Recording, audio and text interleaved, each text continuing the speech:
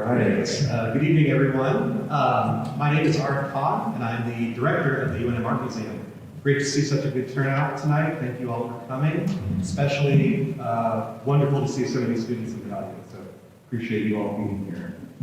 I'm just going to do a very brief introduction. I want to welcome our distinguished guests here tonight, who we'll be learning more about. I'd like to also acknowledge in the audience Dina Deitch, Director of Tufts University Art Gallery, to campus and share it with Albuquerque and the rest of New Mexico. As always with these things, we can't do these events on our own. We have a lot of support. So this event was provided support by the Eileen and Walter Klevenow Lecture Series Fund. Eileen and Walter have been longtime supporters of the Art Museum, and we've always appreciated their Scale Memorial Lecture Series and the Latin American and Iberian Institute at UNM. I would also like to thank Rebecca Smith and Keller Hall for hosting us here tonight. It takes a lot of work to set all this stuff up, so thank you, Rebecca. And for formal introductions, I'm going to introduce Mary Stasser, our curator of prints and photographs. Welcome, thank you.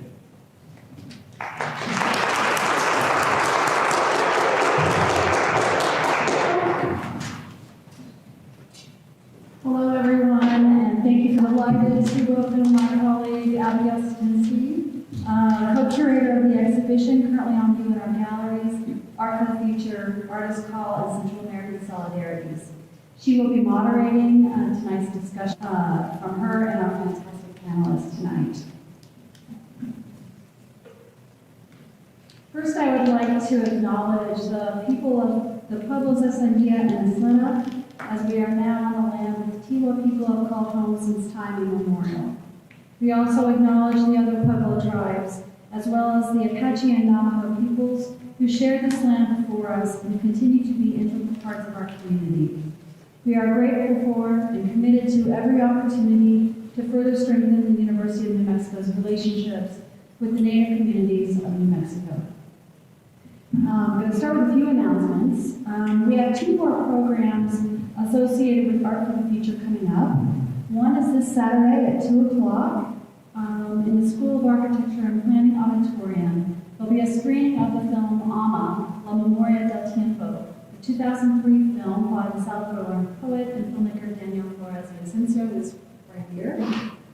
The film explores events surrounding La Matanza, or the massacre, the 1932 Salvadoran uprising in which around 30,000 mostly indigenous civilians were brutally killed by the Salvadoran military. It will be screened in its entirety and followed by a discussion with the filmmaker and indigenous activists and scholars, so don't miss it. 2 o'clock on Saturday.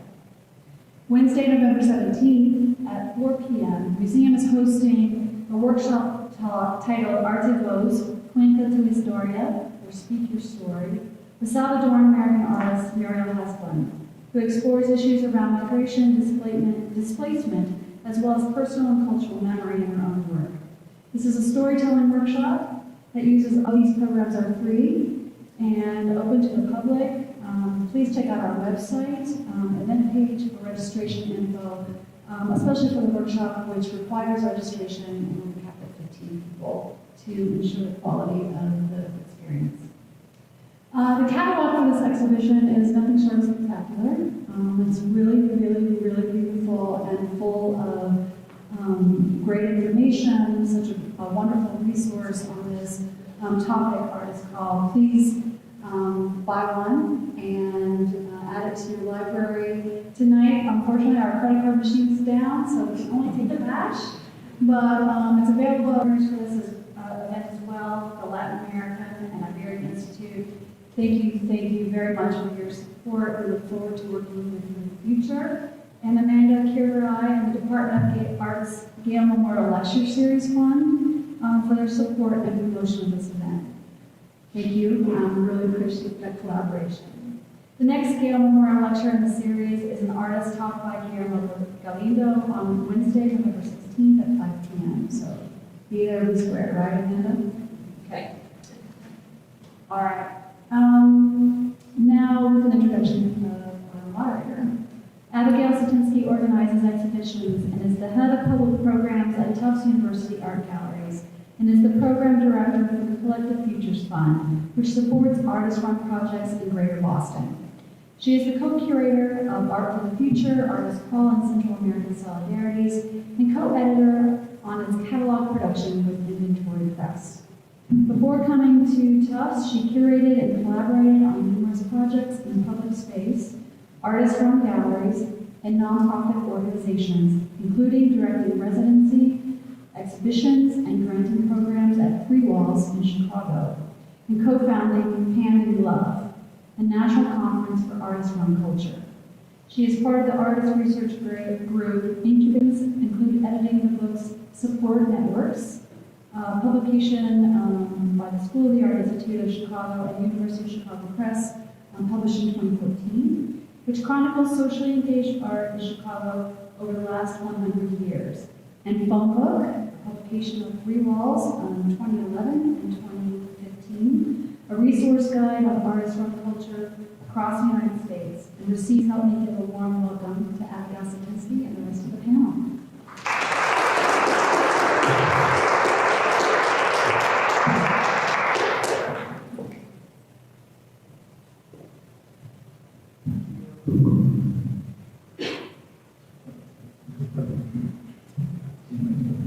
Into a conversation, but I'm very honored to have you both and Martín here with us tonight. So my name is Abby.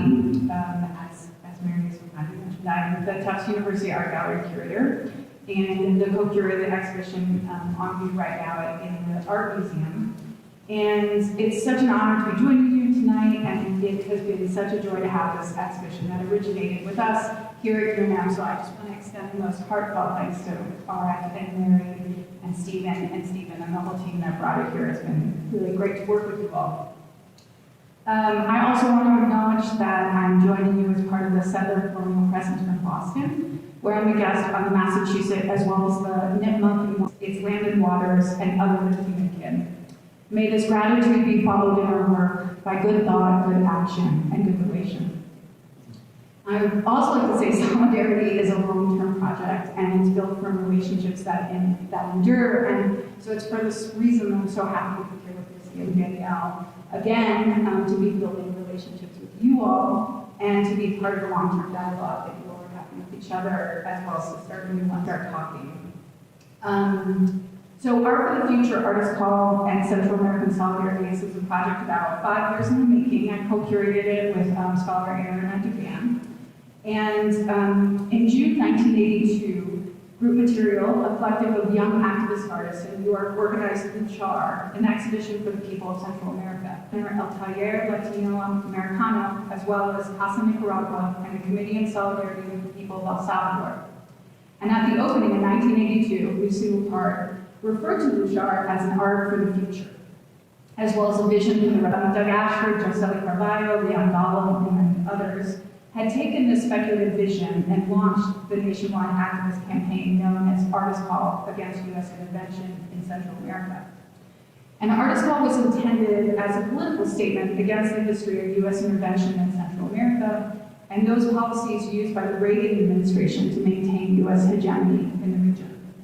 In New York City, more than 1,100 artists participated in 31 exhibitions, performances, poetry readings, film screenings, concerts, and other events, raising awareness and money in support of Central American self-determination, agency, and culture.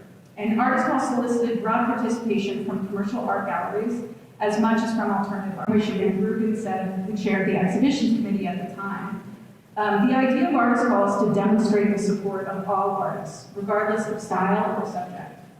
So 27 cities across the United States organized their own chapters and events from January through spring 1984.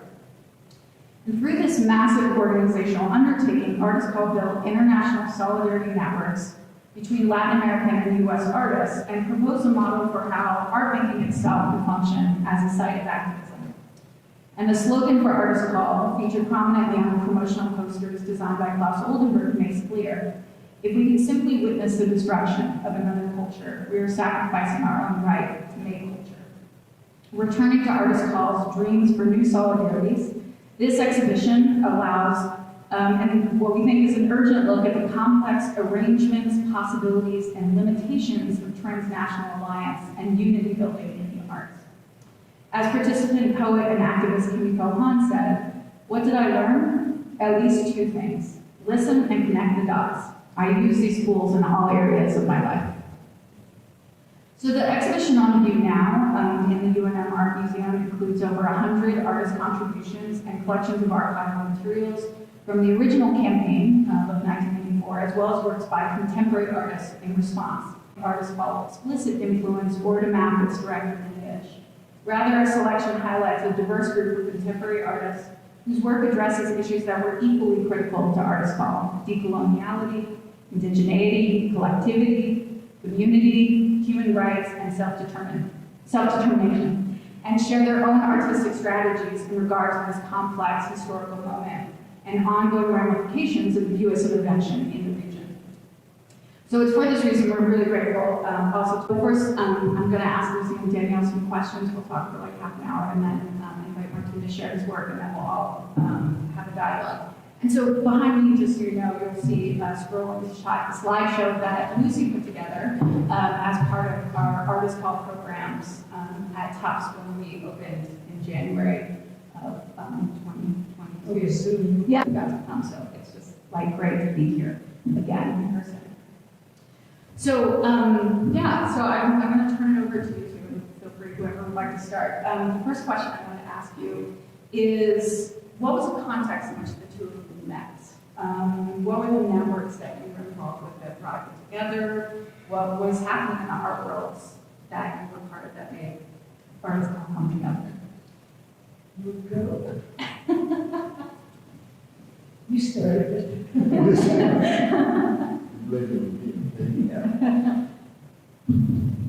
is here by several of my tribal and relatives in Mexico.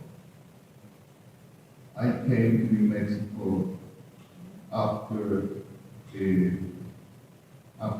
Artist Call in 84. I left New York in 87 and came to New Mexico. I left because New York I was getting into trouble in New York City. I had the FBI and the CIA behind me, chasing me. I was fighting with my own cameras and arms. And I decided to come here, and somebody told me, "Oh, you should go see Mark Ross of Politics and Art." When I first came to New York, I came from Europe. I didn't come from El Salvador. I had to confront a lot of prejudice. But in Europe, the post-68 art scene and politics have made an impact on myself and the work and a young artist that I want to be. And so my arrival in New York City was a little conflicting, but fortunately enough, I run into interesting people among them, Lucy. We have formed back then what was called the Institute of Arts and Letters of El Salvador and Exile in Alsa.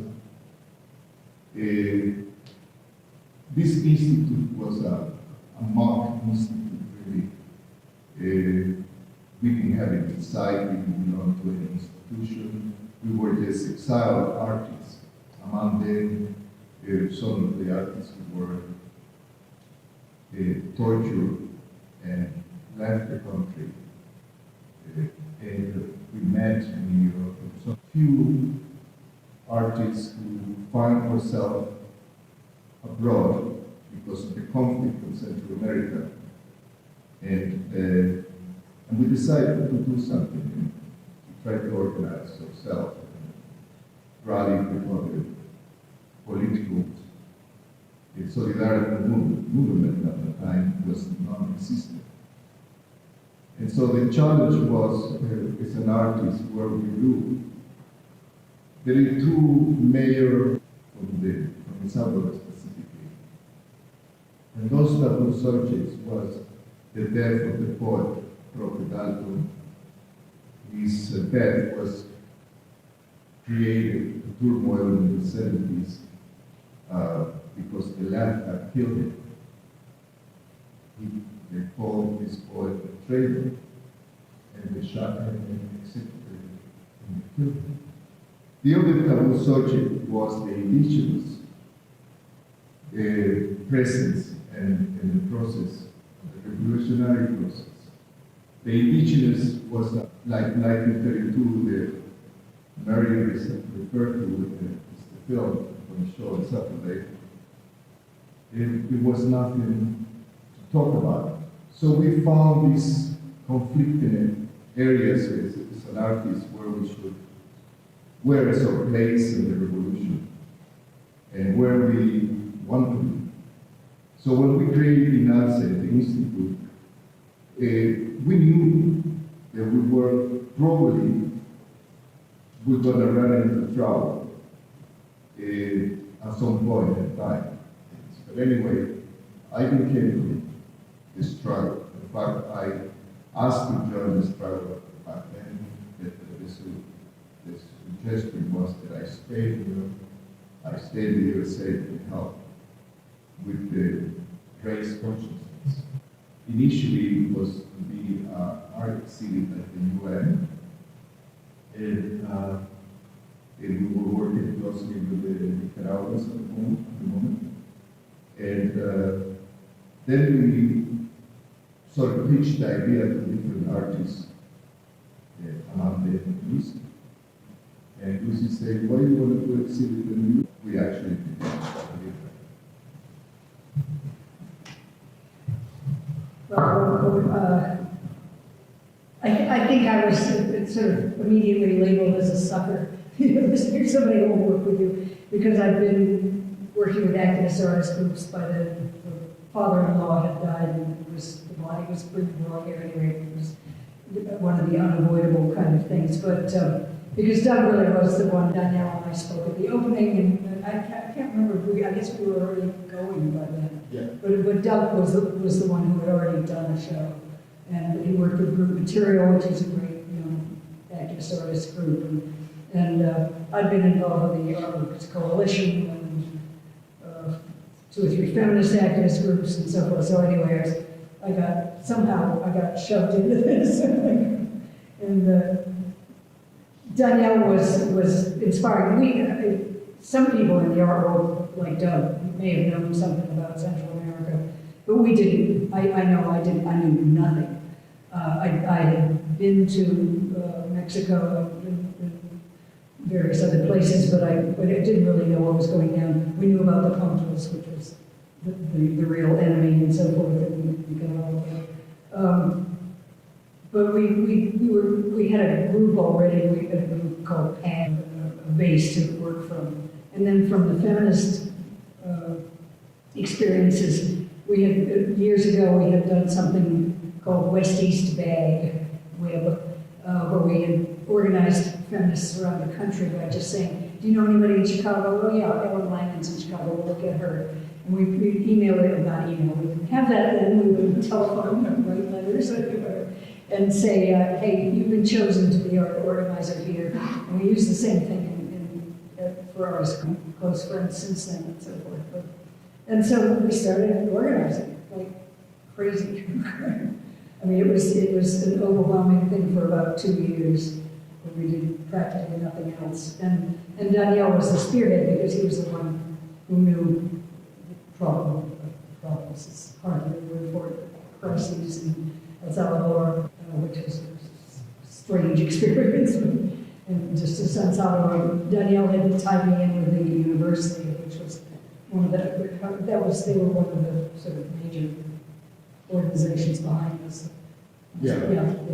But the university had been closed, and it was existing only in El Corte. It was just a building, a court building, and it was a university campus, which was then just totally covered with graffiti, with lefty graffiti and so on. But it was a very sad thing to see a whole university just, think of UNM completely empty students. And Can you talk a little bit about, like, from both your perspectives about organizing the campaign, like sort of some strategy? You already talked a little bit about like what feedback was really formative and also was came to fruition at this time. But like, how did you like literally organize? well, I like your question that said, "What are your strategies?" We Yeah. we had no idea what we were doing. I don't think a lot of us, but we had a lot of artists behind us that were with us. And that made a big difference because there was a poets committee and for poetry readings, there was a film committee, there was a performance committee, and a lot of Latin Americans also came up. And then Sabre Moore who was in the audience, we hadn't done something here a few weeks ago, and did this wonderful codex asking several artists from here and Latin America and so on to do small pieces. It's in the downstairs part of the gallery. Well, I think in my case, in fact, in reorganization, you can have an strategy, let's say, right? But as I explained to you, the way the institute was formed was the necessity for people like me and other artists who were finding themselves abroad in the process of the struggle in Central America and El Salvador in particular. We did want to contribute something to the struggle at home. And we knew that what we had was the arts, and I think the intellectual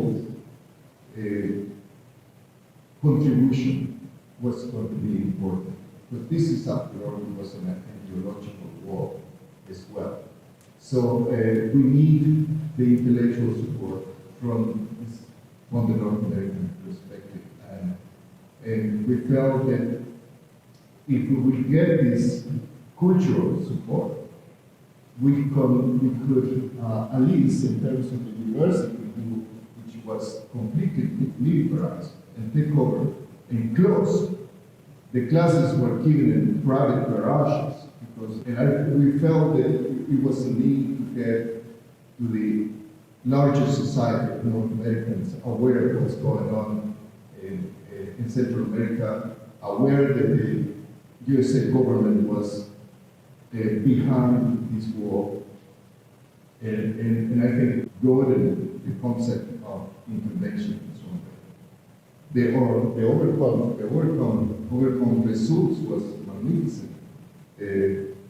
And I think that it bring a core of bell through the whole USA, and that's what makes it really valuable. This is or can prevent war. You know, in that case, art, for that matter, can continue to be a branch of culture that can help us to be different and stop to the development of a country like El Salvador or Guatemala, for that matter. And that's just the question that we should be asking ourselves today. Even is art or as a national body? I think that the obligation now, at least for me, is to make sure that artists play a role in the development, cultural development of each of these countries, and how today can North American artists can continue to be a milestone in terms of supporting the post-war reality. I mean, when you consider that the USA government after the Second World War went into Europe and helped rebuild the whole nation, and Germany and so on and so forth. The process, of course, European and North American do indeed have programs for Central America post-war reality, but it was not sufficient. So I think that if the arts and artists go, and this show is going to move ahead into the larger world, we have to start thinking about those things. And I think artists did indeed we our strategy provide. Times like the scale, like, just, I mean, I said the numbers at the beginning, but just 1,100 artists in New York City, like, you all received so many responses to the call that there was, you said, please start chapters in your own cities, we can't accommodate it. One of the things that was also important was that a lot of us involved as an organizer, they gave us a certain clout in the art, although we wouldn't probably have otherwise. And of course, Klaus did, I suppose it's been up there somewhere, did the poster. And then Leo Castelli was one of the galleries, there were 31 galleries, but these were, alternative spaces and the Class A galleries in New York. And that certainly was important. That if it had just been another one, because there was. It was a struggle, I mean, how much of the famous artists will be important in the whole development of the artist role. It was, you came out of the Vietnam. Yeah, a lot of us came. And so that was a very powerful legacy for artists. The artists, they participate in artists to some degree already have some. Well, Leon Gala, Booker, Yeah. Kaplan, me, and various other people were very involved in the Vietnam War. So we were experienced on some level as organizers. We knew who was out there and so forth. And the whole idea that art can affect, a lot of the political organizations don't take, and didn't take, and still don't take art seriously, or artists seriously. And we've had some experiences where they wanted to just, we did a big kind of artist call-related thing in Washington, D.C. at one point in a march, and we had spent weeks putting together this giant inflatable, and that was a classic about the United States and Central America. I can't believe I ate it all. So it's been, and we had poetry and all kinds of things in this, and we had a place in the march and a demonstration and so forth. And everything was going to stay tight, and they said, oh, well, we'll just leave out the art thing.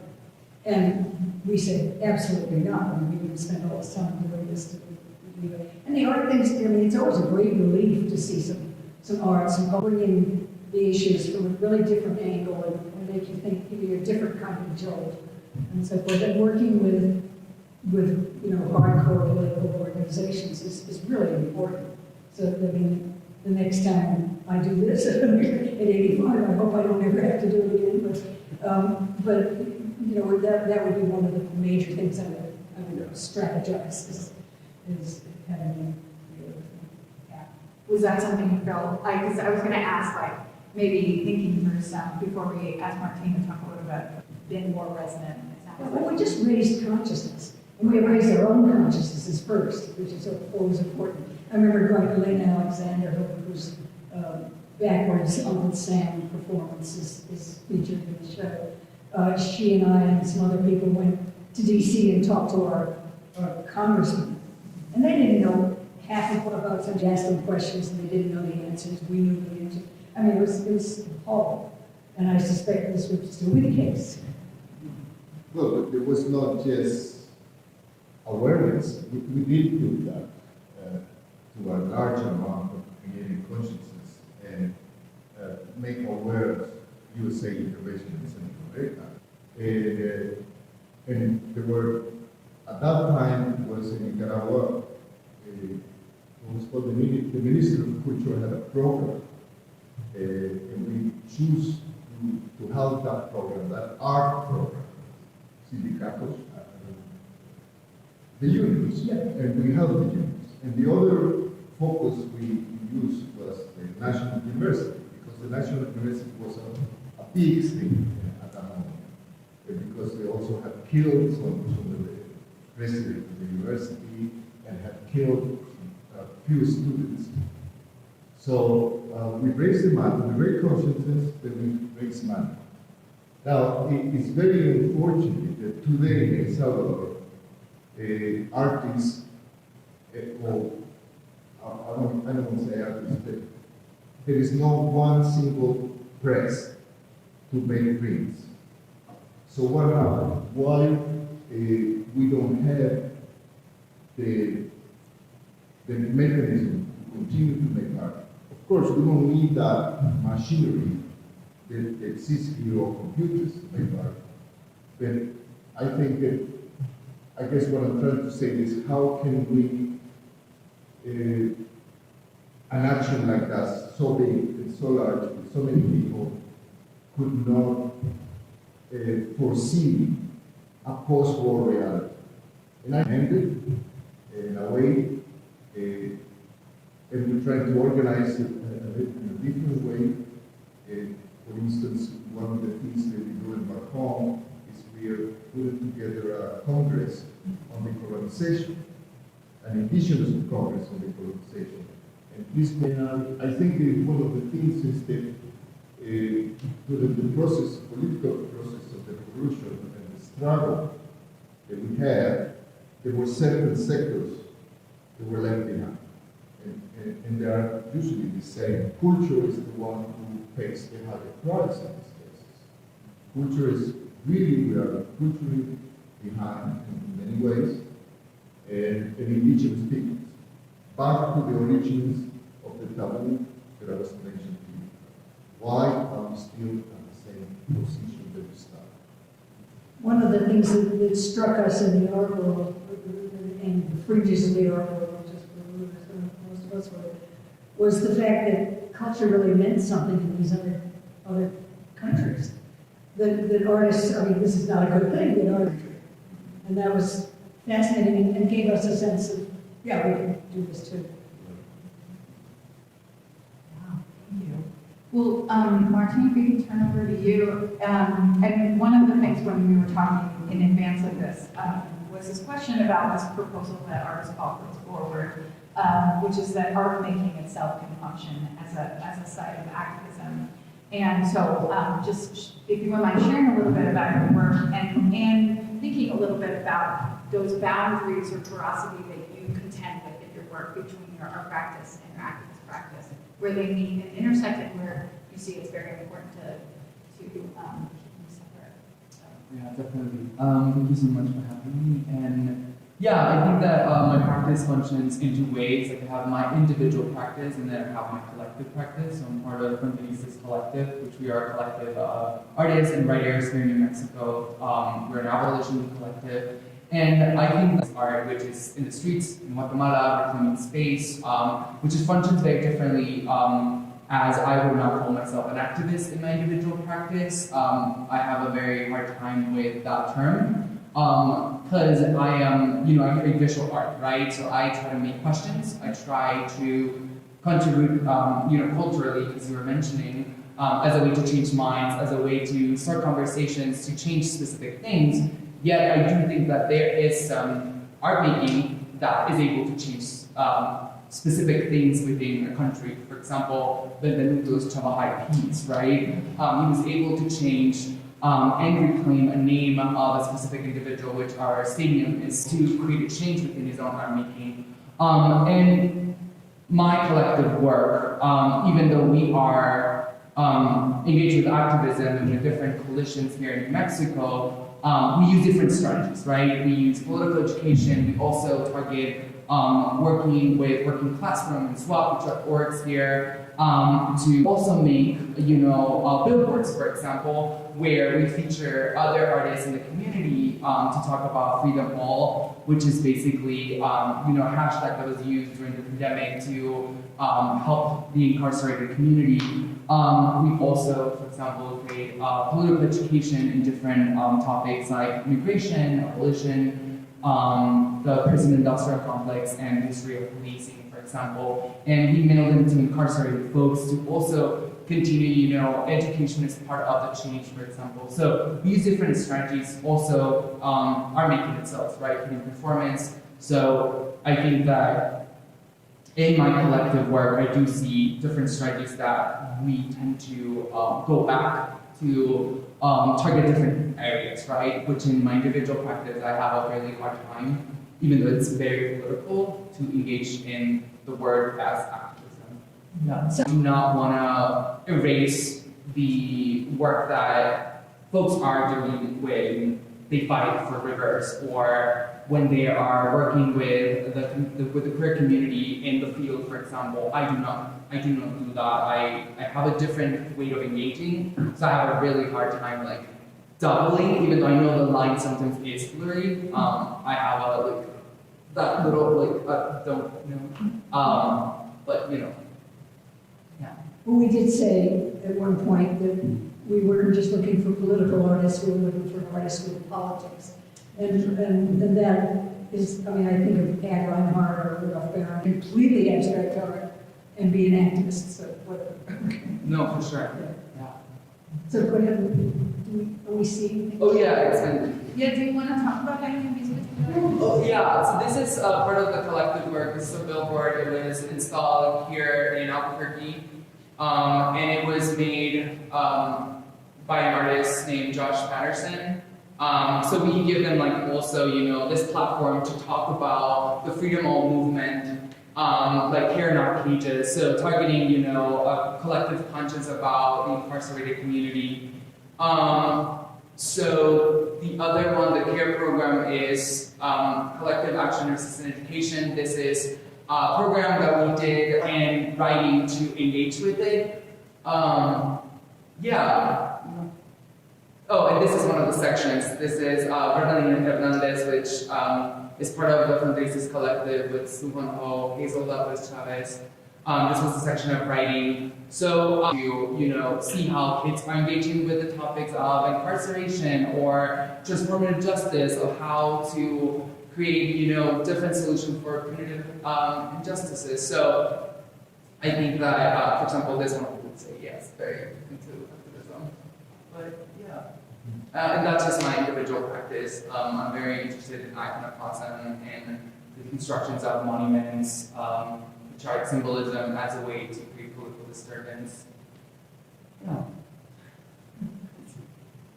Oh, this is a performance we did back in the streets where we're trying to reimagine through a queer lens the idea of monuments. And monuments are like re-envision it with community to think about poteria, like queerness in the streets, dancing. So we did with drag queens, with different gender identity folks that were part of my community, part of my friends, and they, all of them did like different things in stage, and it was very interesting.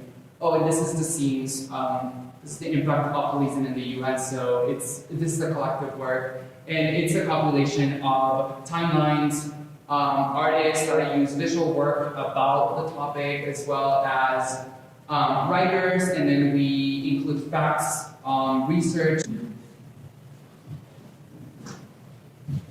One thing I like about the show is that you all included recent work, which I remember when I saw it in Massachusetts, I was like, oh, this was made in 2020. It really is important to be, you know, dragging it into the future. I mean, like we call it art for the future. This is our part of this was art for the past, or better or worse.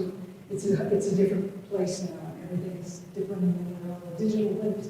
I don't know how political art organizing going on the internet. It really still is about people to people. And then that's still really what you guys are doing is really very important. And that's where we were. Do you know any really important big things that are going on in art organizing? On the internet? Or I don't Anybody? know, I'm on the spot. Yeah, I don't know, Martin, do you Well, know? I feel like, I mean, I try to put it in my head, but I feel like it's, you know, the internet and social media is such a great tool, especially to disseminate information, right? Like calls or, you know, to get more folks to get informed or make calls.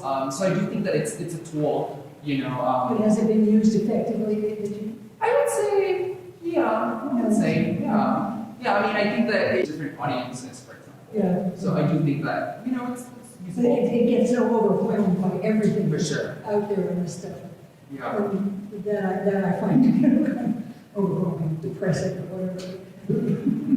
But I'm old. Well, one question that I have for you all is this kind of question of content, bringing better consciousness. political consciousness. And, we know now that, like, in our present moment, like, the art institutions often, like, sort of playing solidarity with social movements, but it can perspectives, like, what do you all see, like, all of you, even, like, support needed from art institutions, like, and how can artists participate in that? Like, what, I know it's a big question, but it goes hand in hand a little bit with the kind of digital organizing. It's sort of like, where are we at now? Like, what should art institutions be? Because at that moment, it sounded like there were so many, like, the museums joined on, the commercial galleries. It was like 3 or 4 magazines on Forum on America Arts to put Klaus Oldenburg's poster on the cover during the time we were doing Artist Call. Only artists did it. Mm-hmm. And I don't even remember who was the editor of Arts. I don't think it was anybody we would particularly target. Yeah.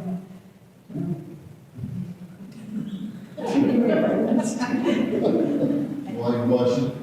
Yeah. Well, here again, this is the biggest question. What are the institutions?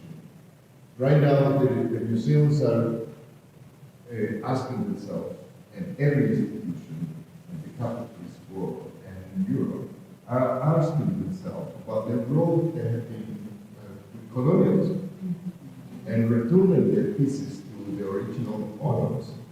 The ransack they have done to our cultures is just unbelievable. So I think if there is some kind of, I don't know if this is conscious or not, or it's just another way to make business for the institution to bring this kind of art and to bring this discourse out in the open. Because a lot of museums now are questioning themselves in terms of their role in being exploitative towards the art. And their role is now tends to be sort of colonizing the decolonization movements, which you really have to watch out for because this is such a classic way of institutions and not just museums dealing with people like us. You co-opt them. I remember Leon Gollum saying at one point, some of us in the political art documentation distribution in museums, and we are artists who deserve to be in museums.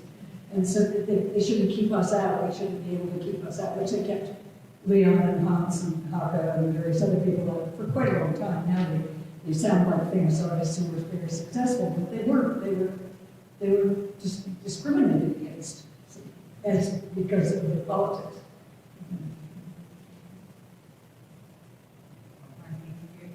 Anything to add? I don't know. I mean, maybe mine is more, in the contemporary, like, I would say that I, have more artists of color, more women, buy, pieces of contemporary artists that are of color, yeah. No, I mean, we had the same video goals, but we didn't do it half as well as you. Yeah, like, I don't know, like, it's also like, sometimes I see, heard stories about, like, how, they have, like, similar show, somebody of color, and then we have, like, their white counterpart, and they are not compensated equally. So I would say that Or that a is woman and a man, and not for sure. So I would say that that's something. No, there's a hell of a lot of work to do. I hope some of you guys out there are going to do it. Well, maybe this might be a good time to open it up a little bit if folks have particular questions around arts call or organizing or sort of these larger, anything to share about. We can be patient. Yeah, we have a question. I think maybe there is yeah, so feel free to speak loudly and I'll have to get. Hi, I'm Bree, so I'm a museum studies student, not in art museums, I'm in science museums. But I really like your statement, nothing too loud? No, I can hear you. Okay, so I'm in science museums, and I find your statement, colonizing with decolonization, is really interesting. And I find the desire to be in museums as artists is understand it legitimizes your work. And as a science museum, I'm trying to incorporate indigenous knowledge into our work and into what we do. How can I do that without turning it into the same harmonious presentation of their work. I'm going to repeat the questions. I was told to do so everybody can hear. But so working in the sciences, working in museums, maybe in general, like how do you, incorporate and present indigenous knowledge in a way that doesn't replicate exploitation or extraction? Well, you hire indigenous people for starters. And there's so much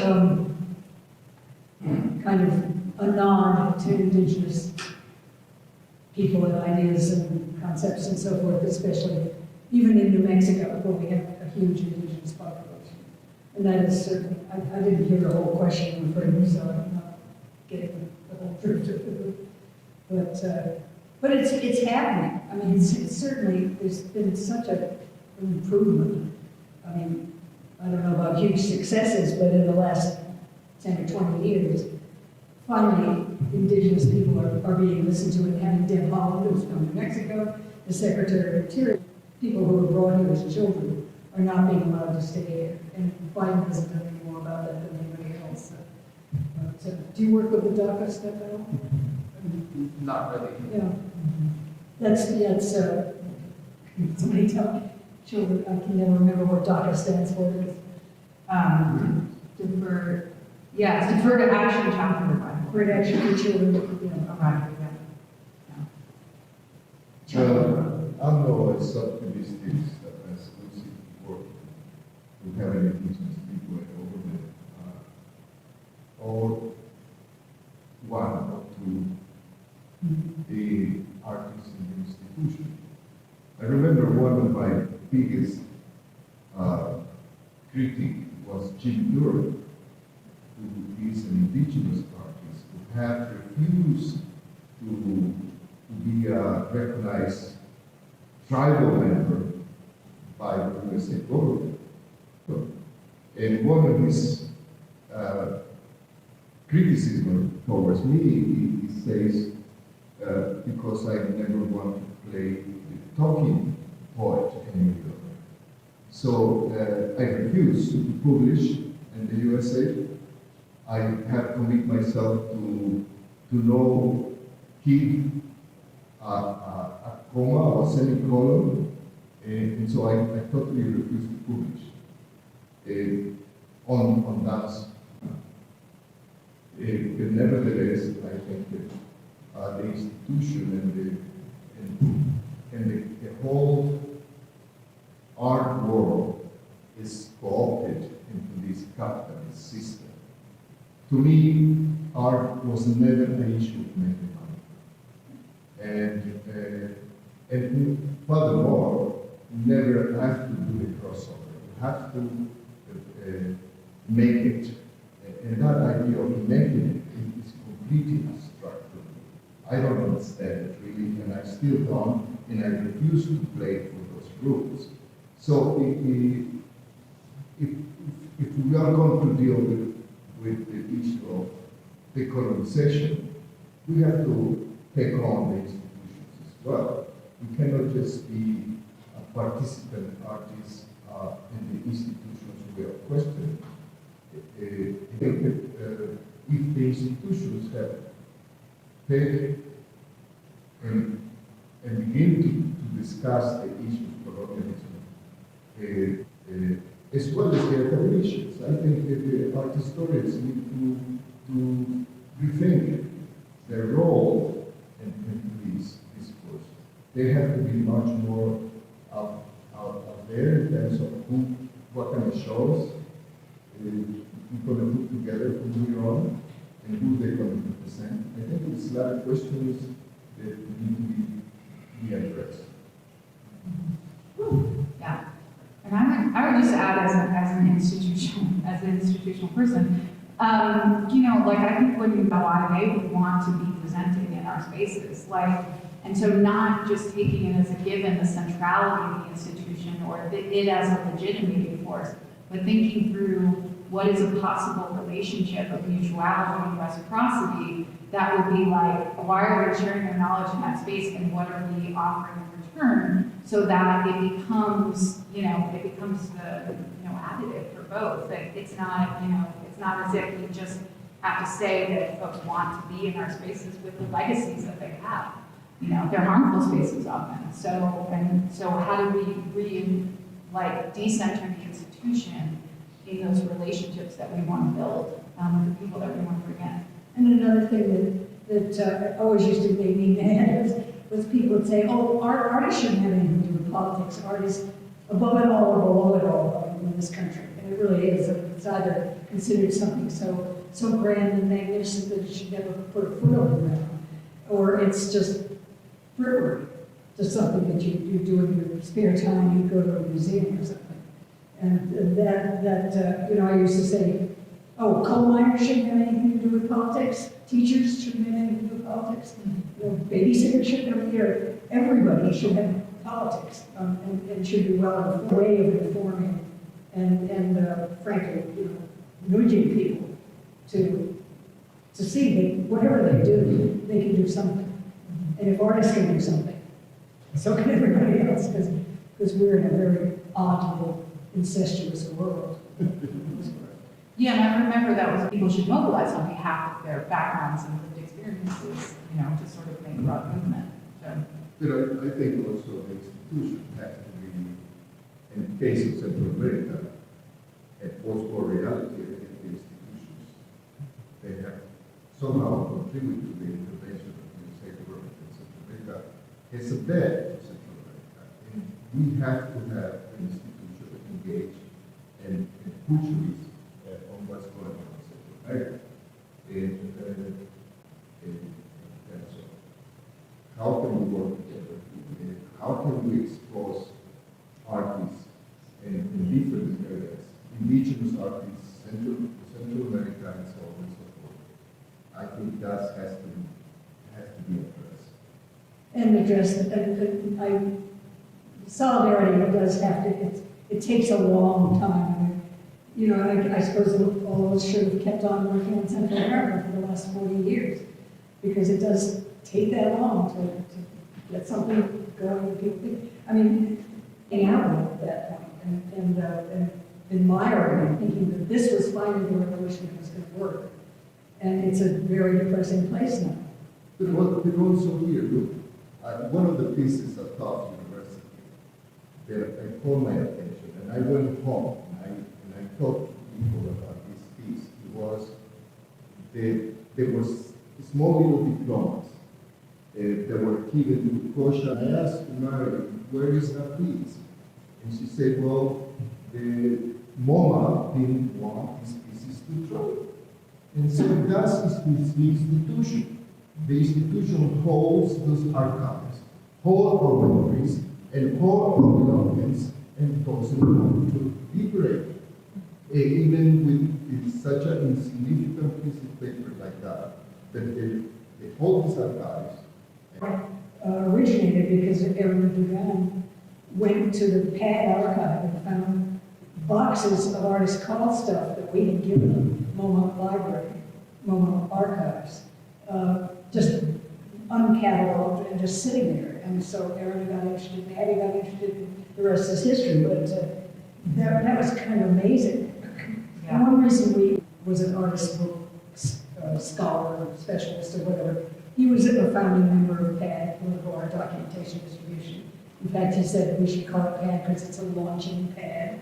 And so Clive was there, and we thought that made sense to give MoMA this stuff. I would have thought differently now, given that they've never been involved in the catalog. Yeah, the archives are important. So yes, I mean, as Lucy is saying, there's 12 boxes of uncatalogued material of artists called archives at MoMA, and they were part of the original exhibition that was at Tufts, but they weren't able to travel. But you can read them in the book. So it's just for any folks that are interested. Yes, it was a huge issue. This idea that they were kept there, they weren't taken care of, that we were advocating for them to come out of the archives for this exhibition. But even though they were, you know, they had all these multiples and all these things that they still more documentation distribution to basically to document social movements. And then we had the first meeting, and I you know.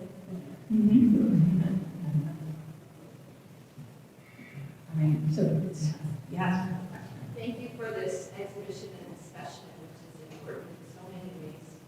I have a question about solidarity, and in particular, what your takeaways are from our vantage point today on the relationship between artist home members around the U.S., whether they, whatever their identities were, and the artists in Central America. And what did we learn from that moment of how we practice allyship now, and how we negotiate who has power, who does not, and how do we handle that? So, yeah, so the question was, looking back on Artist Hall and the relationship between North American artists and Central American artists, and what was learned from this kind of relationships that were built, and what were some missed opportunities in terms of those kinds of, Did I get it? Do you think there's Yeah, and I mean, I'm in such respect of the work of Artist Hall, but the question comes from our possibility now to look back upon it and learn. Yeah, so when we're looking back, By all means, be critical. yeah. That's where things start, is looking at what you do and understanding it well enough to be critical. But I don't have any specific. I mean, we didn't keep up on. Well, I mean, we kept up with Danielle, but we didn't keep up with the Central American country. I mean, some of us kept up for a long time with Nicaragua until it all went to hell. And I think individuals kept up on certain levels, but not organizationally. But we did decide to not make it an ongoing organization because we probably would have gone downhill because people don't hang with it long enough to do things. And they don't keep the issues in their mind. I mean, there's too many millions of issues out there. I mean, now, Central America and Iran, women, life, freedom, and so forth, are all these things that there should be a large group of people supporting women in Iran. And there are a lot of us who are to some extent, but there's no organization. And things go so much more quickly now, partly because nonprofit organizations are doing stuff. But we as artists didn't keep going. And there was, Well, thank you for that question. I think it's important, and I have myself posed the same question often now. And I think this is a two-way road. We need you to be more engaged. We need to have children who are dispossessed. It is interesting to see the Central American diaspora making art now. I met this other Guatemalan artist, young artist in New York, who had documented, he's a photographer, and he had documented his own kidnapping in a way that no artist would do it in Central America. He documented his own kidnapping, he documented the way the kidnappers cut his grandfather's feet. And this is the art that I want to see be included in this exhibition. And not trying to be politically correct by bringing artists or showing artists from back home who are just recognized artists. Big names in El Salvador, but really, but the work, I have problems with their work. But I think that the people in the north as well as for that. Issues like these are present too, but I think it has to be a two ways. I ask, and I think that this kind of dialogue we're going to have here, it has to be translated. I need you, Gary, from your big university to be in El Salvador. If you're going to put these kind of shows, and here in the USA, we need you more engaged with our reality. We cannot be just fighting in our back, this is a great show, and fine. but we need this kind of involvement. We need the artists.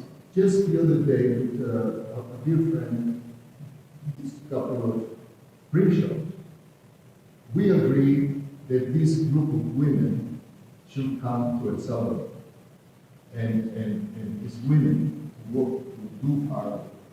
In the 80s, that this kind of dialogue went on. I think a lot of artists, like Ishmael Houston-Jones, a dancer, went to Central America, and he produced a piece that was just incredible from his experience.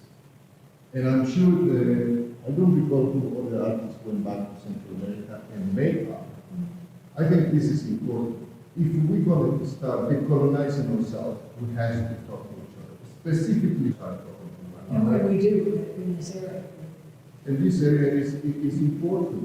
I mean, I'm disappointed the art working classroom is no more represented here. Working classroom should have had at least a connection to the museum, and it doesn't have it. I went to visit working classroom yesterday, and I asked them, we need UNM Art Museum to approach the community more. I think it is essential that if we're going to have these kind of conversations, that we have to do it, to engage indigenous peoples and engage Central American communities. But we also have to watch out for the American artists going down. I mean, in Nicaragua, they called us the sandanistas.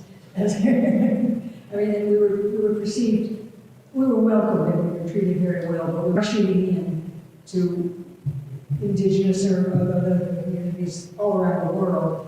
And lucky you, we're here to make art for you, so you can't make art for yourself. So there's a lot of balancing to do in there too. Yeah, I would say, I think that one of the sort of moments of solidarity, or the moments of like, solidarity is not without conflict and it's not without, struggle. And so I think that what the exhibition can do is call in folks like musicians like I have to more participate. And I will say just like, one thing that did happen, these project artists called at Tufts, is that my co-curator, Abigail, did this. So there's these different things and they're happening and they're never enough. But just I wanted to, call that out that happened. And, but I also think there's an interesting thing also at the time that you all had like logistics include more Central American artists as part of Arts Hall at the time, and there was a lot of challenge. Yeah. Like, Well, I noticed there was a letter in the book that I totally forgotten about, that I wrote to Rosario Murillo, saying, hey, how do we get Nicaraguan artists art up here for this show? And I don't think we ever got it. So, yeah, and that was sort of, and so you can see in some ways, like there's the Solidarity Art by Mail, which is kind of like a mini exhibition that Joseph Carballo organized, Fatima Burke, and that was a way to, bring in artists and do this broader call, and that was their strategy because they were not seeing enough Central American and Latin American broadly artists involved in, or represented in Artist Call. So even within that moment, I think that you all were struggling with that, like how do we sort of transform this, and and it's an ongoing issue, and that we always have to call our attention to. Martin, did you want to add anything? No, that's fine. Yeah, we're running a little low on time, but we can take one last question. Hello, my name is Victor. So, you guys are talking about discrimination in art world and Guatemalan, or more, diluted or whatever. I didn't hear that. So discrimination in the art world, like, does it feel incredibly prevalent here? Is it happen, in other first world countries that, so, yeah. Yes. I mean, the museums now are bending over with Native Americans for 40 years or so. And I said to the museum, I will give you my archives on this if you promise you'll build on it. And I don't know how I'm going to check them out on that. I'll just pray that they will actually build on it. But they never were the least bit interested. They know nothing about Native Americans. and so forth. And it's a long, hard work. We can go to each institution and say, you know, what do you know? What do you need to know? and how can we help that? Or just even by just going and doing a panel or drug out of the studio. I know from organizing with artists for years, it's like herding cats. You know, oh no, I can't go out in the streets today because I have a show coming up, or whatever. Which is true. I mean, I do the same thing. If I have a deadline, I can't do something, so I'm not throwing the first stone. But it's for artists, it's like you talk about the difference in your practice and your collective work. It's a conflict, given the way art viewing and art writing and everything else is structured now. So it really is not just about discrimination, it's about really what you're saying, basic reorganizing of institutional interests and contributions. Yeah, I think when you ask that question, it is discrimination on the institutional level for support, not early on the organizing of artists called, she took me aside with her husband. Who was Mel Edwards, a major rock sculptor. Yes, but Mel was not known by me so much. He was? Well, he was known, but not as much. Yeah. And anyway, one of the things that she made sure, and I can say this is that she told me that she doesn't recognize any what do they call it? I keep forgetting the name because it's not in my vocabulary, but main street. She said the only main street I recognize is the Mississippi. Is the what? The Mississippi River. And I think that stood to me in terms of what the North American art world is all about. So I was facing. So keep that in mind. Yeah, and the only other thing I wanted to point to is something that you said, Danielle, was about, you know, sort of participating in capitalism in our world. And I think when we think about like first world or like this sort of global, like institutional art world is incredibly capitalist driven. And so with that comes different kinds of art worlds as there are many different kinds of institutions. And so they all come with their distinct flavor. I mean, you know, and sort of ways of struggling against them, you know, so, yeah. If we want to keep the dialogue going, please visit Colectivo Milpa. We have this one in Salvador that we're facing with a stage of siege in Salvador that's been going on for 7 months now. The government has a special law passed that doesn't respect any human rights at this moment. So your support would be important. Coming in that relationship that we're talking about with the question of that side. And also go to Danielle's film on Saturday. Oh, Yeah. And just before we end, Martin, is there anything that you want to share about like things that folks can watch out for in your work?